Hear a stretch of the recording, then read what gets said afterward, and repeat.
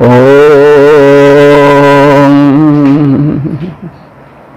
वेद प्रेमियों, सुधी श्रोताओं, संप्रति हम सब ऋग्वेद के प्रथम मंडल के 130वें सूक्त के चौथे मंत्र की व्याख्या में प्रवेश करने जा रहे हैं।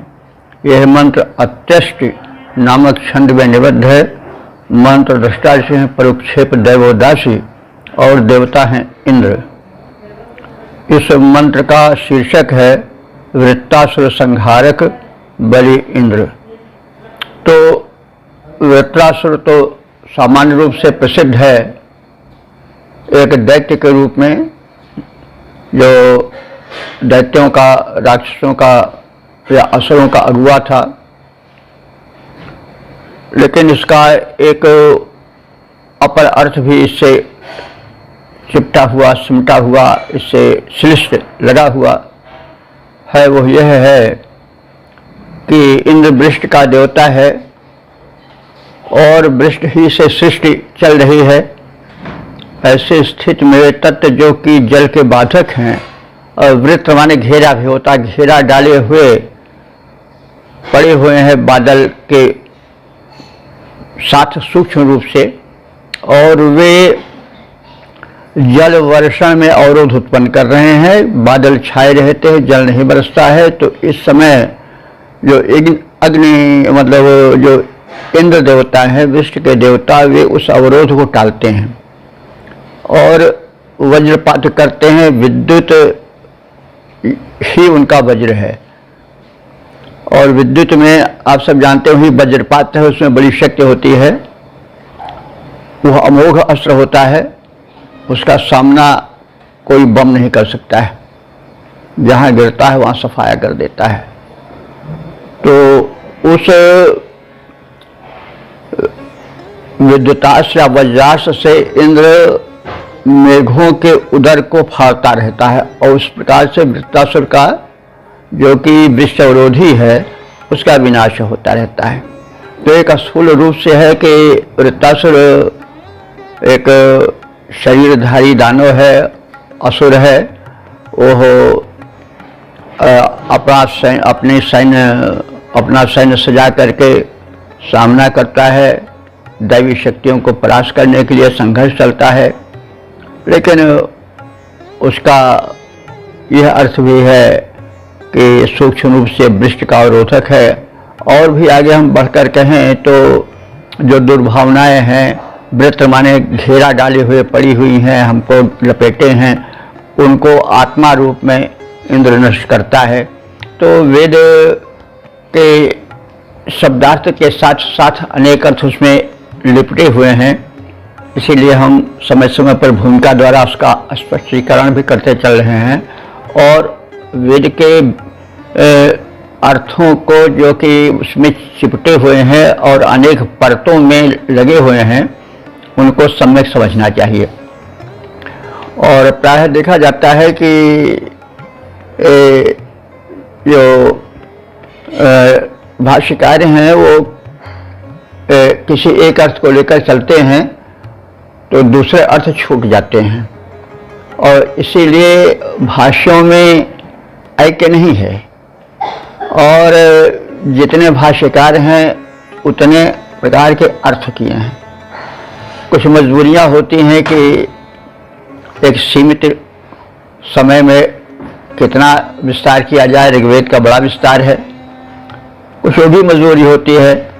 तो बहरहाल अब हम सबको कुछ ऐसा समय मिला है कि हम अपनी भावनाओं को विस्तार से समझ सकते हैं, ताकि मंत्र का पूरा मतलब हृदय में उतार हो जाए, हृदय में वो पूर्ण रूप से समाहित हो जाए, समझ में आ जाए। तो इस तरह से हमें एक मंत्र को कई अर्थों में समझा जा सकता है। कई अर्थों में कहने का मतलब हुआ उसको हम असुर के रूप में और विश्व के बाधक रूप में, और इस प्रकार से इंद्र को आत्मा भी श्रुति साहित्य में माना गया है। आत्मा को घेरा डाले हुए पड़ी हुई आसुरी शक्तियों से, काम क्रोध लोभ मद मोह मात्सर्य आदि शत्रुओं से भी जोड़कर देख सकते हैं। सब में अर्थ ठीक बैठेगा। और क्योंकि वेद में एक संदेश छिपा हुआ है। वो केवल ऐसे नहीं कि इंद्र आओ, वज्र उठाओ, मार डालो, ये सब कोई ऐसी बात हृदय को प्रभावित करने वाली नहीं रहती है। तो वो हृदय को प्रभावित तब करती है जब मतलब हम उसके अर्थ गांभीर्य की ओर और उसके वैविध्य की ओर ध्यान देते हैं। तो इन सबको ध्यान में रख करके जब अर्थ किया जाता है तो वेदार्थ बड़ा रोचक बन जाता है। इसलिए हम कभी कभी रुक करके कुछ बातें कहते हैं ताकि वेदार्थ स्पष्ट होता चले और फिर उसके समझने में वैसे जैसे तमाम जगह सपाट लिख दिया जाता है तो एक को पल्ले नहीं पड़ता है और लोग वेद से विमुख होने लगते हैं। तो उसको रोचक भी होना चाहिए और सुस्पष्ट भी होना चाहिए। तो यहाँ सोर्सन मिला है, इसलिए हम विषय को कभी कभी विस्तार दे देते हैं। तो अब यहाँ पर वृत्तासुर संहारक बलि इंद्र को हम विभिन्न भूमिकाओं में जैसा भी हम कह रहे हैं देख सकते हैं।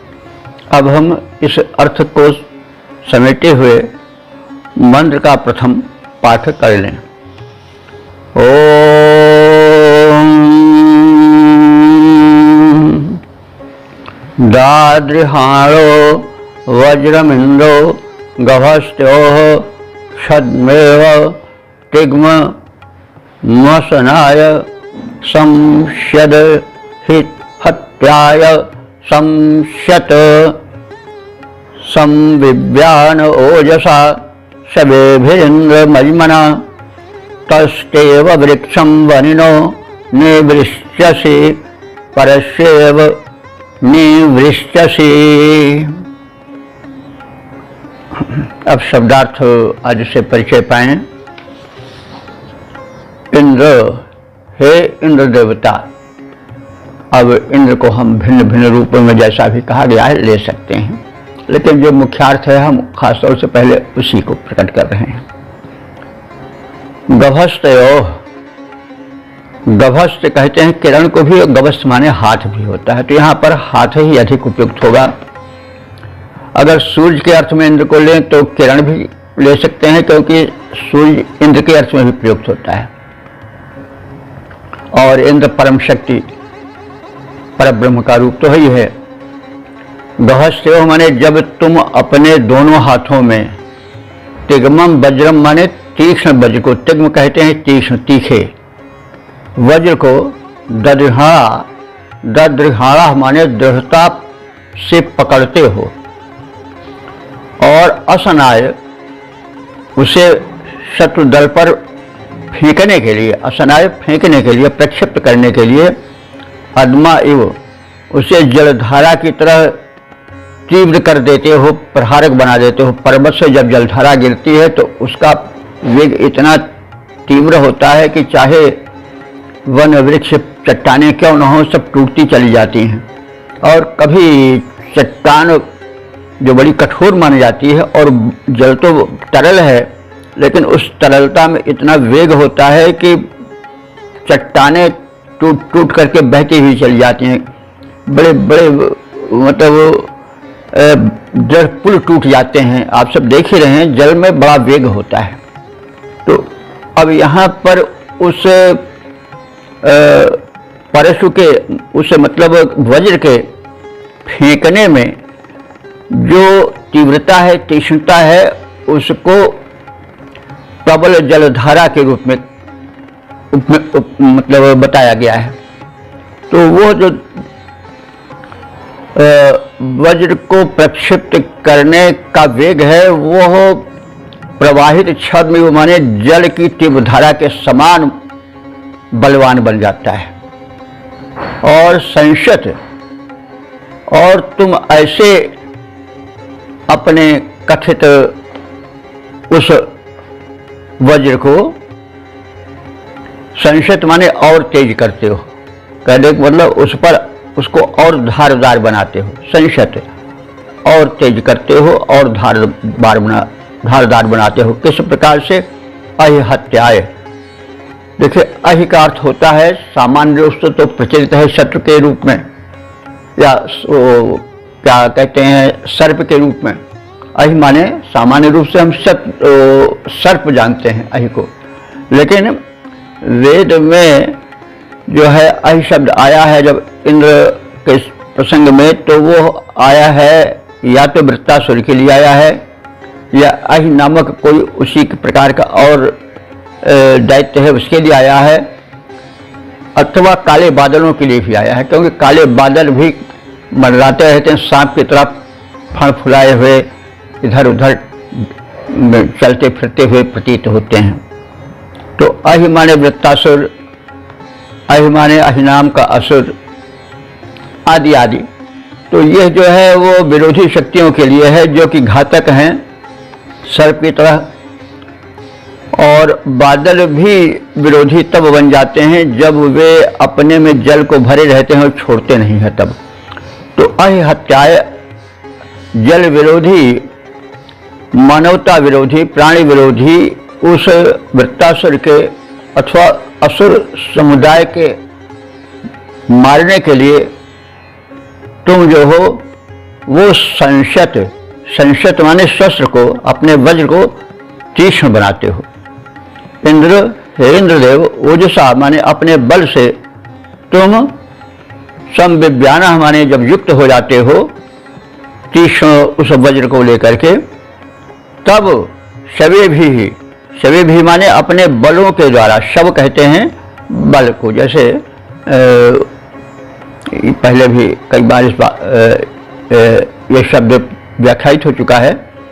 लोक में तो आजकल शव कहते हैं मुर्दे को, लेकिन वैदिक साहित्य में खासतौर से ऋग्वेद में शव जहाँ हमने देखा है वहाँ पराक्रम के लिए ही आया है, शक्ति के लिए ही आया है। तो शवे भी माने अपने शक्तियों द्वारा, शक्तियाँ कई प्रकार की होती हैं, सैन्य बल होता है, शस्त्र बल होता है, धन बल होता है, जन बल होता है। तो शवे भी माने अपने शक्तियों द्वारा, अपने बल द्वारा, मजमना माने सामर्थ्य द्वारा, अपने स्वयं की शारीरिक शक्ति द्वारा तुम असुरों का संहार वैसे करते हो। उसके लिए उपमा दिया है जैसे तष्टा इव वृक्षम वनिना वृक्षम। तो तष्टा कहते हैं बढ़ई को, जैसे बढ़ई, बनिना माने वन में उगे हुए वृक्षों को, बनिना वृक्षम माने वन में खड़े हुए वृक्षों को, वन वृक्षों को, विवश्च माने काटता, मतलब उसको बढ़ई काट देता है बड़ी आसानी से अपने परशु द्वारा, अपने कुल्हाड़े द्वारा। वैसे तुम भी शत्रुओं को परश्वा इव अपने वज्र का प्रयोग करके कुल्हाड़े की तरह विवश्च माने काट देते हो। यानी जैसे बढ़ई वन वृक्षों को कुल्हाड़े से काट डालता है, वैसे तुम अपने वज्र के तीखी धार से जो है उन असुरों का संहार कर डालते हो। तो हे इंद्र, अपने हाथों में तुम तीक्ष्ण वज्र धारण करते हो और उसको दृढ़ता से पकड़ते हुए अपने विरोधी शत्रुओं पर, तो इंद्र का या परमात्मा का कोई अपना शत्रु मित्र नहीं होता, वो तो उदासीन है, लेकिन जो जनहित का बाधक है, जनहित से शत्रुता करता है, उसको कष्टित करने का उपक्रम करता है, वही उस परमात्मा का भी द्वेषी हो जाता है, इंद्र का भी द्वेषित हो जाता है। तो वह कह रहा है ऐसे मानवता के शत्रुओं पर फेंकने के लिए जल की तीव्र धारा के समान उसको और अधिक तीव्रगामी बनाते हो। इंद्र अपने वज्र को रगड़ कर तीक्ष्ण बनाते हैं और फिर जैसे जल की, जैसे बढ़ई वन के वृक्षों को काट काट के गिरा देता है, वैसे ही इंद्र शत्रुओं को और असुरों को काट काट करके भूमि पर गिरा देते हैं, उसे प्राणहीन कर देते हैं, शक्तिहीन कर देते हैं, निष्प्राण कर देते हैं। तो इसका छंदोबद्ध रूप इस प्रकार से देखा जाए। इंद्र निज हाथों में सुधारता कठोर वज्र, इंद्र निज हाथों में सुधारता कठोर वज्र और उसे शत्रु पर फेंक के चलाता है। जैसे बढ़ई वनों में वृक्ष काट डालता है, वैसे इंद्र असुरों को काट के गिराता है। एतदर्थ वज्र को बनाता जाता धारदार, एतदर्थ वज्र को बनाता जाता धारदार, मार मार कर दुष्ट दल को गिराता है, मार मार कर दुष्ट दल को गिराता है। ओम। वेद प्रेमियों, सुधीर श्रोताओं, संप्रति हम सब ऋग्वेद के प्रथम मंडल के 130वें सूक्त के 5वें मंत्र की व्याख्या में प्रवेश करने जा रहे हैं। यह मंत्र अत्यष्ट नामक छंद में निबद्ध है। मंत्र दृष्टा ऋषि हैं परुक्षेप देवदासी और देवता हैं इंद्र, तथा इस मंत्र का शीर्षक है नदियों के निर्माता जनहित प्रदाता इंद्र। अब संबंधित मंत्र का प्रथम पाठ हो जाए। ओम त्वं वृथा नद्य इंद्र सर्तवेक्षा समुद्रमसृजो रथा इव वाजयतो रथा इव इत ऊतीरयुञ्जत समानमर्थमक्षितं धेनुरिव मनवे विश्वदोहसो जनाय विश्वदोहसः। शब्दार्थात से परिचय पाएं। इंद्र हे सर्वस्वामिन परमात्मन इंद्र, त्वम माने तुमने ही, रथान इव नद्य, रथों की भांति प्रवाहित दौड़ने वाली शब्द करती हुई नदियों को, उपमा है, कितनी सुंदर है। जरा वेग से प्रवाहित नदियों पर ध्यान दीजिए। वो हरा हरा हरा हरा बड़े जोर से शब्द करती ही बड़े वेग से बहती, समझ पड़ता है कोई बड़े वेग से रथ बहता हुआ चला जा रहा हो। तो नदी धार, खासतौर से पर्वतीय प्रदेशों की नदी धाराएं बहुत चौड़ी नहीं होती, लेकिन इतना वेग होता है, इतनी उसमें ध्वनि होती है कि समझ पड़ता है कोई बहुत बड़ा महारथी रथ दौड़ाते हुए चला जा रहा हो। तो हे इंद्र, तुमने रथों के समान स्वर करती हुई, हरहराती हुई तीव्रगामी नदियों को बनाया है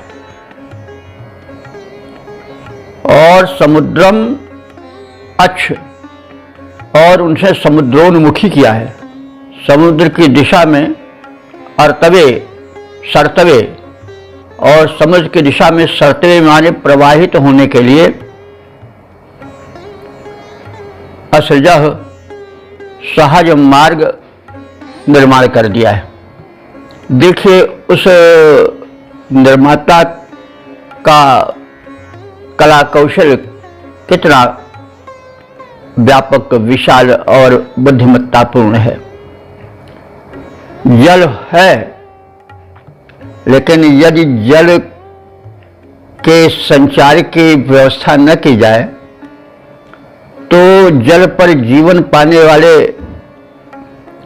पशु पक्षी प्राणी वर्ग वृक्षलता आदि सब सूखते जाए, प्राणी पिपासा से मर जाएं।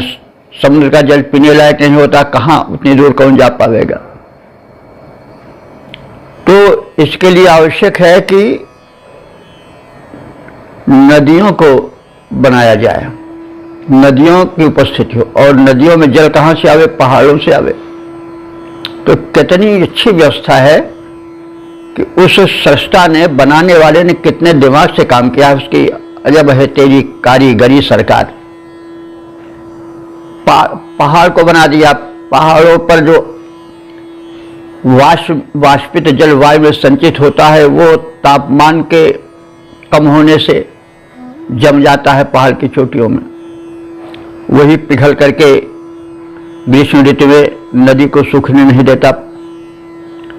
वर्षा में पर्वतीय वृष्टि का जल अन्य जलों के साथ नदी में प्रवाहित होता रहता है और उस 12 मास प्रवाहित होने वाली नदियों के माध्यम से मनुष्य, पशु, प्राणी अपनी तृषा बुझाते हैं, जीवन पाते हैं, फसलें सींची जाती हैं। मनुष्य भी उसी तौर पर नहर बना लेता है। तो ये देखिए उसके मस्तिष्क की कुशलता और कारीगरी। पहाड़ों को बनाना, फिर उनसे नदियों को निकालता क्या आवश्यकता थी ये सब। तो इससे समझ पड़ता है कि एक सुपर माइंड काम कर रहा है, और इसीलिए कहा गया है कि नास्तिको मूर्ख मुच्यते। जब महाभारत में युधिष्ठिर से यक्ष मतलब प्रश्न किया यक्ष ने, तो यक्ष ने कहा कि कह मूर्खा, मूर्ख कौन है? तो युधिष्ठिर ने उत्तर दिया कि नास्तिको मूर्ख उच्यते, नास्तिक ही सबसे बड़ा मूर्ख है। क्योंकि एक छोटी सी सुई को हम देखते हैं तो देर नहीं लगती है कि यह कहीं बनी होगी, हिंदुस्तान में बनी हो, पाकिस्तान में बनी हो, चीन में, जापान में, कहीं बनी होगी जरूर, कोई बनाने वाला होगा जरूर, चाहे काला हो, गोरा हो, किसी जात पात का, लेकिन इसका बनाने वाला कोई है, स्वरूप उसका कैसा। लेकिन इतने बड़े व्यवस्थित ब्रह्मांड को बनाने और चलाने वाला कोई है ही नहीं। ऐसा कोई समझे तो उसके प्रारंभ ना समझ और कोई है।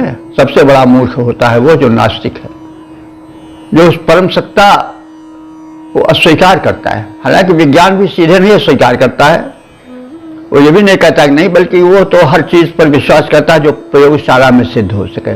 तो सभी बातें तो प्रयोगशाला में नहीं सिद्ध हो सकती ना। आकाश कितना ऊंचा है, कितना भारी है, इसका तो कुछ कर डालो, उसके नापजोख मिलेगी नहीं, कैसे भी यंत्र बना डालो कोई। अब आकाश कितना ऊंचा है, कितना फैला है, अगर मन दौड़ने लगे तो घंटों दिन भर जीवन भर दौड़ता रहे कि इतना ऊंचा है, इतना ऊंचा है, कल्पना के पंख पसार कर उड़ता रहे तो भी नहीं उसको नाप पाएगा, तो उसको कहीं न कहीं रुक जाना पड़ेगा। तो ऐसे ही कुछ वस्तुएं अनंत होती हैं। समय कब से प्रारंभ हुआ कोई नहीं बता सकता, अनंत का है। आकाश कहां से शुरू हुआ है, कहां तक गया है, कोई नहीं बता सकता है, ना इसके लिए कोई यंत्र हो सकता है। तो कुछ चीजें वैसे ईश्वर के विषय में भी है, कुछ चीजें ऐसी हैं जो केवल अनुमान से समझी जा सकती हैं, तर्क से समझी जा सकती हैं, उनको प्रयोगशाला में सिद्ध नहीं किया जा सकता है। तो अब यहां पर यह बात इस प्रसंग में कही जा रही है कि देखिए कितनी सजी हुई सुलझी हुई व्यवस्था है कि उस व्यवस्थापक ने, अब उसको यहां पर इंद्र कहा गया है। जैसे हम पहले निवेदन करते आ रहे हैं कि एक कोई शक्ति है, वैदिक ऋषियों ने उस शक्ति को सर्वप्रथम नामित किया इंद्र नाम से, बाद में वही राम कृष्ण और अनेक रूपों में नामित होती रही है। भिन्न भिन्न धर्मों में अपने अपने माध्यम से उस परम शक्ति को नाम देते रहे हैं, लेकिन शक्ति तो वही है, वस्तु तो वही है। नाम से वस्तु के स्वरूप में या उसकी सत्यता में कोई परिवर्तन नहीं होता है। तो यहां पर इंद्र कहा गया है, प्रसंगानुकूल उसके अर्थ अनेक होते चलते हैं, लेकिन उस प्रसंग के हिसाब से अर्थ में प्रवेश करना चाहिए। तो जो उस विधाता ने, सृष्टा ने, व्यवस्थापक ने क्या किया कि नदियों को प्रवाहित किया और रथ के समान गतिशील नदियों को उसने प्रवाहित किया। किसलिए प्रवाहित किया? वाजयता, बल बढ़ाने के लिए। नदी में जल रहता है, जल से बल बढ़ता है, पिपासादि होती, अन्न आदि उत्पन्न होते हैं सिंचन के द्वारा और सब। तो वह नदी कैसे उपयोगी है? रथान एव, रथों की तरह उपयोगी है कि रथ से हम शीघ्र कहीं स्थान पर पहुंच जाते हैं, इसलिए वो उपयोगी है। और उपयोगिता के दृष्टि से नदी का प्रवाह जो है वो सामान्य स्वरूप के कारण ही नहीं नदी की तरह है, रथ की तरह है। नदी का प्रवाह रथ की तरह है, गमन के कारण, वेग के कारण ही नहीं, वरन उपयोगिता के कारण भी वह रथ की तरह है। नदी में नाव चला करके भी लोग दूर तक पहुंचते हैं, तो मतलब उसकी उपयोगिता जैसे रथ, इसलिए रथान उसे फिर कहा गया है। एक तो वो प्रवाह के रूप में रथ की तरह है नदियों का, और दूसरे वो जो है उपयोगिता में रथ की तरह है। और फिर उपयोगिता उसकी और कैसी है? धेनु, धेनु माने गायों, गायों के समान उसकी उपयोगिता है। गायों की बड़ी उपयोगिता है, विशेष करके वैदिक युग में और अभी तक 100 साल के बाद भी गायों की बड़ी उपयोगिता थी। अब तो मशीनी युग में ट्रैक्टर वगैरह हो गए हैं, नहीं तो धेनु गाय जो थी वही पूर्ण जीवन थी, पूर्णता को प्रदान करने वाली थी, क्योंकि उसका दुग्ध जो होता था वह गव्य बनता था, यानी दही, दूध और जो मक्खन, मट्ठा आदि हैं, तो उनसे भोजन, दूध को कंप्लीट यानी पूर्ण भोजन कहा गया, क्योंकि दुग्ध में सभी तत्व होते हैं। और गोदुग्ध विशेष उपयोगी होता है, रोगी नहीं होता है, उसको अमृत माना गया है। तो गोदुग्ध बड़ा उपयोगी है, गाय बड़ी उपयोगी है। गाय जो है उसके जो वत्स होते हैं, बछड़े होते हैं, वही खेत जोतते हैं, फसल उत्पन्न होती है, अनाज उत्पन्न होता है, उसके मल मूत्र से खाद्य उत्पन्न होती है, कृषि संपन्न होती है। तो इस प्रकार से उपयोगिता के लिए नदी की उपयोगिता कैसी है, जैसे धेनु, जैसे गायों की उपयोगिता है। तो ये उपमा दी जा रही है। तो इस प्रकार से रथ की तरह उपयोगी जलधारा को नदी के और गाय की तरह उपयोगी नदी की जलधारा को उस विधाता ने उत्पन्न किया, प्रवाहित किया। और अक्षितम, उसको अक्षितम धनम्यो, न क्षीण होने धन की तरह सामने रखा। तो धन तो क्षीण हो जाता है, लेकिन नदी का धन ऐसा है कि वो क्षीण रहता है, वो कभी समाप्त नहीं होता। इसीलिए ऐसी व्यवस्था है कि ग्रीष्म काल में जब वृष्टि नहीं होती तो भी नदी का जल प्रवाहित रहता है, क्योंकि उस समय जो है पर्वत की ऊंची चोटियों पर जो बर्फ रहती है वो पिघल पिघल करके जल रूप में आती रहती है, तो जल उसका क्षीण नहीं होता, अक्षय है। इसलिए नदी का जो जल है वो कैसा है, अक्षय अर्थम एवं न नष्ट होने वाले धन की तरह है। तो इंद्र की या उस व्यवस्थापक की या उस परमात्मा की व्यवस्था की प्रशंसा करते हुए ऋषि कह रहा है कि जो उन्होंने नदी की धारा बहाई, जो समुद्र में जा करके मिलती है, वो कैसी है, रथ के तरह गतिमान है, उपयोगी है, और कैसी है, धेनु के समान उपयोगी है। और उसका जल जो है वो पुष्टप्रद वैसे है जैसे धेनु का दुग्ध होता है। इसीलिए पय को दूध भी कहा जाता है, पय को जल भी कहा जाता है। पय माने जल भी होता है, इसीलिए पयोध समुद्र को कहा जाता है। तो उस विधाता ने, उस इंद्र ने अक्षितम, अक्षय अर्थ के समान, धन के समान नदी के प्रवाह को प्रवाहित किया मानवों के हित में। और अयुंजत माने उसको मानव हित से जोड़ दिया। इस प्रकार से उस इंद्र ने ऐसी सुंदर व्यवस्था की, और जल जो कि जीवन है उसको धरती के प्राणियों के उपयोगिता के लिए नदियों के माध्यम से प्रवाहित किया, ताकि संपूर्ण जो भूमंडल है वो प्यास के अभाव में भूखा और प्यासा न मरे। तो इस प्रकार से हमने देखा कि हे इंद्र, तुमने रथों के समान गमनशील नदियों को समुद्र की ओर प्रवाहित होने के लिए सहज रीत से उत्पन्न किया। देखिए, समुद्र तक पहुंचाया, ऐसा ढाल बनाया। नहीं तो इतनी बड़ी नदी अगर सब समुद्र में जाके न समाये तो फिर वो जल धरती को नष्ट करने लगे, बाढ़ बन जाए। तो उसके जल को यानी कितना मस्तिष्क काम कर रहा है, एक नहर के रूप में सामान्य रूप से नदी को बनाया, सिंचन होता रहा, पूरा भूप्रदेश उससे जल पाता रहा, जीवन पाता रहा, और फिर वो जल समुद्र में जाकर के मिल जाए, ताकि फिर किसी प्रकार का कष्ट न हो, तो किसी प्रकार की कोई अव्यवस्था न आए, दुर्व्यवस्था न आवे। तो हे इंद्र, तुमने रथों के समान गमनशील नदियों को समुद्र की ओर प्रवाहित होने के लिए सहज रीत से उत्पन्न किया, और उन नदियों के जल प्रवाह को, जो कि कामधेनु के समान उपयोगी है, प्रजाओं की कामनाओं को परिपूर्ण करने वाली है, और रथ के समान उपयोगी है, ऐसी जलधाराओं को तुमने पृथ्वी पर बहाया। और बलवर्धक रथों के समान, संपूर्ण मनोरथों को पूर्ण करने वाली कामधेनु के समान रक्षा करने वाली नदियों को, उनके अर्थप्रद जल को उन नदियों से जोड़ दिया। वो जैसे अभी निवेदन किया गया है कि वर्षा न हो तो भी नदी सूखती नहीं है, क्योंकि जो उधर कोष जल का हिम के रूप में पर्वत चोटियों पर संचित रहता है वो आ जाता है। तो और इस प्रकार से मनुष्य का हित बाधित नहीं होने पाता है और तुम्हारी व्यवस्था मानव हित में, प्राण हित में, संपूर्ण भूमंडल के हित में बड़ी ही सुनियोजित रूप में दृष्टिगत हो रही है। तो इसके पद रूपांतरण को देखें। रथ के समान गतिशील नदियों को इंद्र, रथ के समान गतिशील नदियों को इंद्र सागराभिमुख कर उनको बहाया है। कामधेनु के समान पयपूर्ण नदियों के निर्मल को प्रजा तक पहुँचाया है।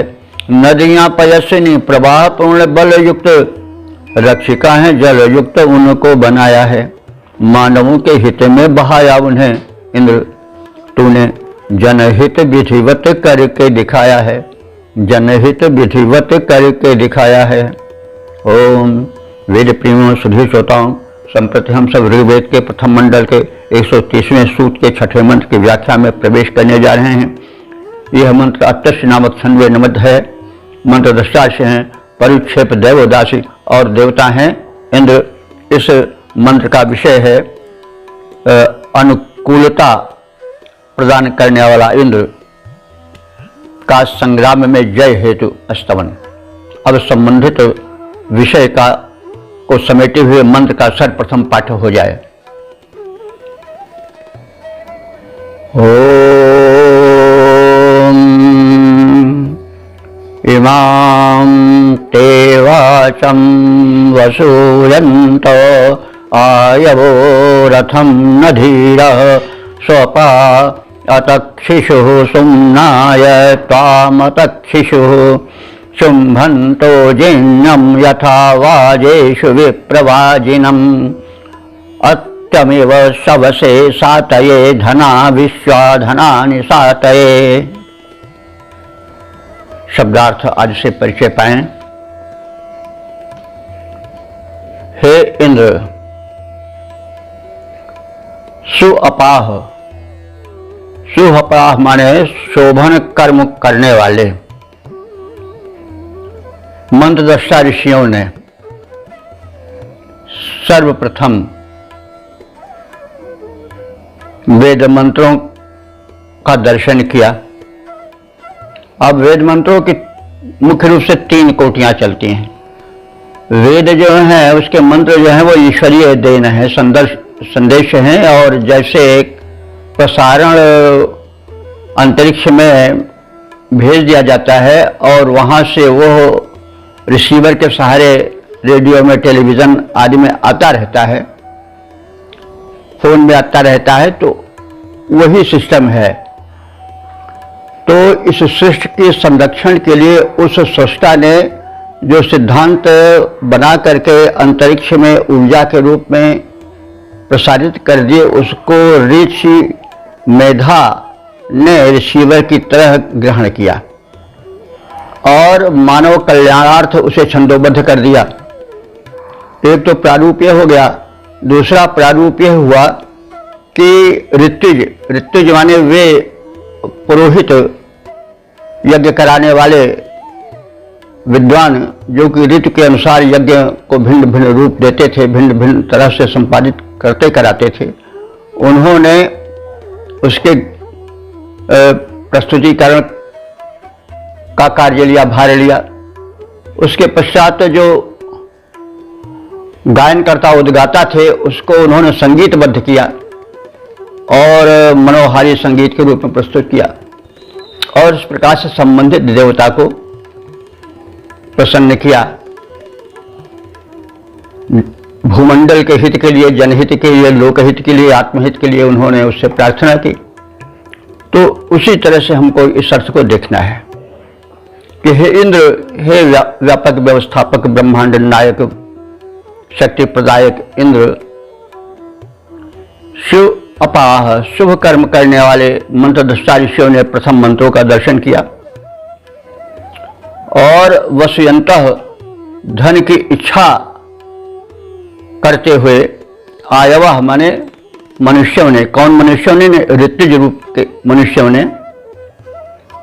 रथेन रथ के समान, ते माने तुम्हारे लिए, तुम्हारे आवाहन आदि के लिए, इमाम इस अस्तमन को, इस स्तुति को, और वाचम माने स्तुति वाणी को प्रस्तुत किया।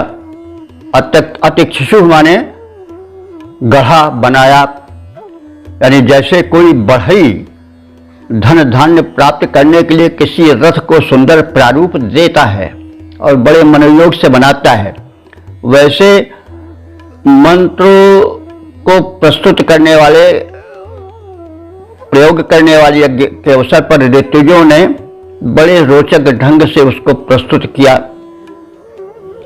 और हे विप्रो, हे ज्ञानी इंद्र, सुमनाय माने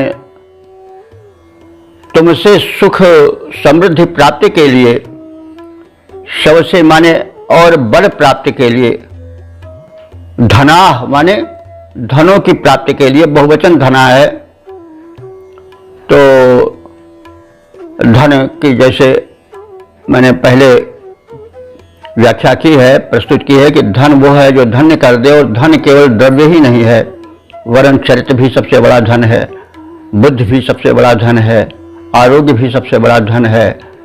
इसी प्रकार से अंत में कहा है, जो आवे संतोष धन सब धन धूल समान।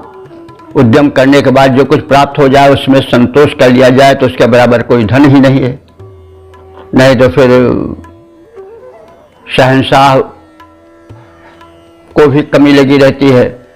एक देश जीता तो दूसरे देश को जीते, फिर उसके बाद पूरा संसार हमारे कब्जे में आ जाए, वो चाह मतलब बढ़ती ही रहती है।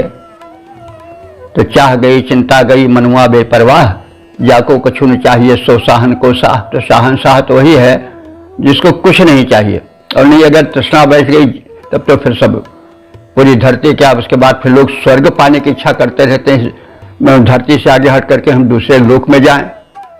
तो ये तो फिर अग्नि की तरह कही गई है, जैसे अग्नि चिंगारी की तरह छोटी रहती है, लेकिन जब वो बढ़ने लगती है तो पूरा ब्रह्मांड अगर ईंधन बन जाए तो भी उसके लिए कम ही रहेगा। तो कहने के तात्पर्य है, इसीलिए धन शब्द जो है उसको हम बार बार कहते रहते हैं कि धन के विषय में केवल जैसे एक अवधारणा है कि उसको हम करेंसी के रूप में लेते हैं, तो उसी रूप में नहीं, धन का मतलब बहुत व्यापक है, इसीलिए उसका जो है वो प्रयोग बहुवचन में किया गया है। तो हे इंद्र, हम धनों की सातय माने प्राप्ति के लिए, उपलब्धि के लिए तुम्हारी जो है वो प्रार्थना करते हैं, तुम्हें प्रसन्न करते हैं स्तोत्रों द्वारा। और अत्यम इव, अत्य कहते हैं घोड़े को, जैसे घोड़े को जो ट्रेंड करने वाला होता, प्रशिक्षित करने वाला होता है, जैसे घोड़ों को प्रशिक्षित करके तीव्रगामी बनाता है, वैसे हम इस वेद मंत्र को राग रागनियों पर चढ़ा करके और तरह तरह से उसका प्रयोग करके उसको हम तीव्र बना रहे हैं, तीक्ष्ण बना रहे हैं और दूरगामी बना रहे हैं, ताकि वो हमको दूर दूर तक लाभ पहुंचा सके। और विश्वा में संपूर्ण धनों की प्राप्ति के लिए हम त्वाम अतिक्षिषु तुम्हें स्तुति का विषय बनाए हैं, यानी हम मंत्रों के माध्यम से उस मंत्र को तरह तरह से प्रस्तुत करके, प्रार्थना रूप में प्रस्तुत करके, फिर उसको स्वरबद्ध करके गायन द्वारा साम बना करके उसे हम प्रस्तुत करके उसे हर तरह से प्रभावी बन करके तुम्हें प्रसन्न करने की चेष्टा कर रहे हैं, ताकि हम धन धान सब से परिपूर्ण हो जाएं और हमारा जीवन जो है वो पूर्ण जीवन बन जाए। तो हे इंद्र, जैसे कुशल कारीगर धन की कामना से उत्प्रेरित होकर सुंदर रथ बनाता है, वैसे स्तोतागण तुम्हारे निमित्त प्रशस्ति पूर्ण स्तोत्रों के गान का विधान करते हैं।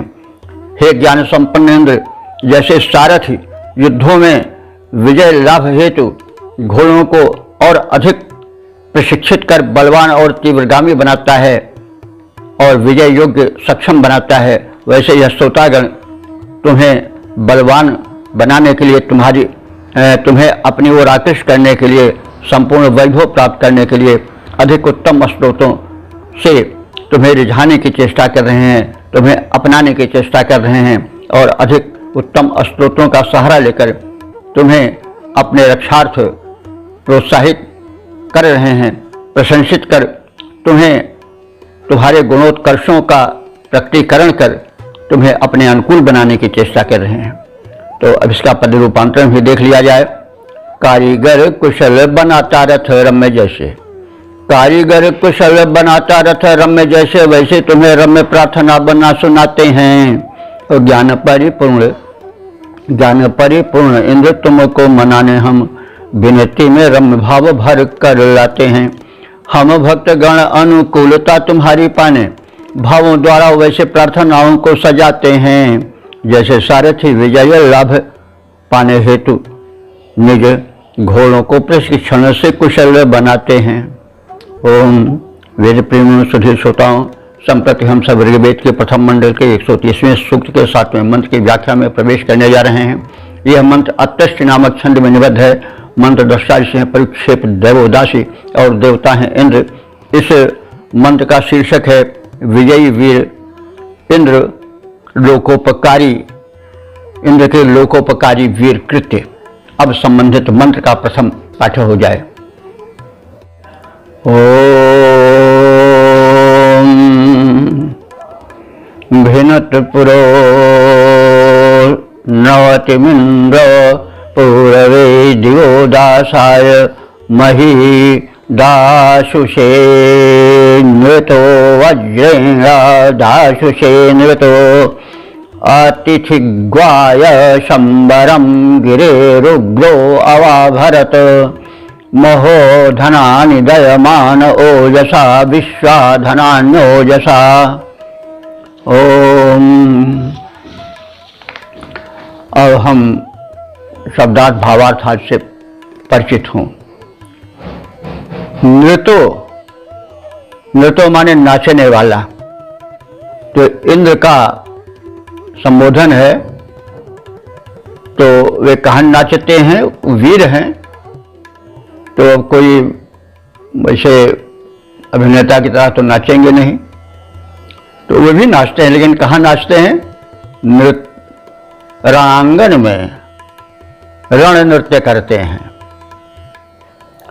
तो हे नृतो, हे रणांगन में मत्त हो करके, रणोन्मत्त हो करके रण नृत्य करने वाले इंद्र, उनके वीर स्वरूप का वर्णन है। वीर वो जय युद्ध के बाजे बजने लगे तो धकधकी न उसकी धड़क जाए, भले शरीर से मोटा ताजा हो, लेकिन जहां वाद्य बजा तहां उसके प्राण निकलने लगे तो वीर नहीं, वो तो कायर है।